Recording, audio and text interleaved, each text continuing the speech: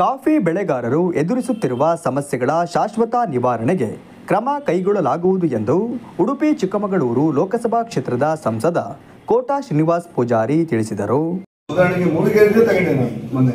ಮೂಡಿಗೆರೆಯಲ್ಲಿ 94 C ಎಷ್ಟು, 94 C C ಎಷ್ಟು, 50 ಎಷ್ಟು, 53 ಎಷ್ಟು, 57 ಎಷ್ಟು, ಅದರಲ್ಲಿ ಕೊಡಬಹುದಾದ ಕಂದಾಯ ಭೂಮಿಗಳಷ್ಟು,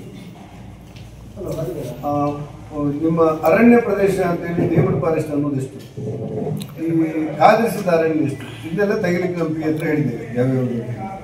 ಇನ್ನೊಂದು 3-4 ದಿವಸದೊಳಗೆ, ಒಂದು ವಾರದೊಳಗೆ ನನಗೆ ಅದ್ರ ಮಾಹಿತಿ ಸಿಗುತ್ತೆ. ಈ ಮಾಹಿತಿ ಇಟ್ಟುಕೊಂಡು ಚಿಕ್ಕಮಗಳೂರು ನಗರದ ಪ್ರವಾಸಿ ಮಂದಿರದಲ್ಲಿ ಕಾಫಿ ಬೆಳೆಗಾರರೊಂದಿಗೆ ಸಭೆ ನಡೆಸಿ ಮಾತನಾಡಿದ ಅವರು, ರಾಜ್ಯ ಸರ್ಕಾರದಿಂದ ಬೆಳೆಗಾರರ ಸಮಸ್ಯೆಗೆ ಯಾವ ಪರಿಹಾರ ಒದಗಿಸಬೇಕು ಎಂಬುದನ್ನು ರಾಜ್ಯ ಸರ್ಕಾರದೊಂದಿಗೆ ಮಾತನಾಡಿ ಬಗೆಹರಿಸುತ್ತೇನೆ ಹಾಗೂ ಕೇಂದ್ರದಿಂದ ದೊರೆಯಬೇಕಾದ ಸೌಲಭ್ಯಗಳನ್ನು ಕೊಡಿಸುವಲ್ಲಿ ಶ್ರಮವಹಿಸುತ್ತೇನೆ ಎಂದರು. ನಾವೇನಾದರೂ ದೊಡ್ಡ ಪ್ರಮಾಣದಲ್ಲಿ ಜನಾಂದೋಲನ ಮಾಡಬಹುದಾ?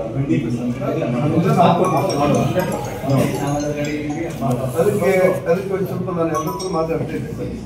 ನಾವು 2 ಗಂಟೆ ಸೇರಿಸಿ ತಾಲೂಕು ಕಚೇರಿ ಕೂತ್ಕೊಂಡು ನೋಡಿ, ಇದು ನಮ್ಮದು ಅಂಕಿಅಂಶ.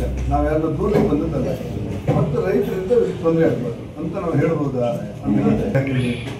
ಯಾವ ವಿಷಯವನ್ನು ಮಂಡನೆ ಮಾಡಬೇಕು, ಯಾರು ಮಾತಾಡಬೇಕು, ನಾಳೆ ನಿರ್ಧಾರ ಕೂಡ ಅಸೆಂಬ್ಲಿಯಲ್ಲಿ ಯಾರು ಎತ್ತಬೇಕು, ಇದ್ರ ಬಗ್ಗೆ ಎಲ್ಲ ಚರ್ಚೆ. ಪಾರ್ಲಿಮೆಂಟಲ್ಲಿ ಏನಾದರೂ ಚರ್ಚೆ ಮಾಡಿದ್ರೆ ನನಗೇನು ಅವಕಾಶ ಇರುತ್ತೆ, ನಾನು ಚರ್ಚೆ ಮಾಡ್ಕೊಂಡು ಮಾಡೋದು. ಒಂದು 8 ದಿವಸದಲ್ಲಿ ನಾನು ಒಂದು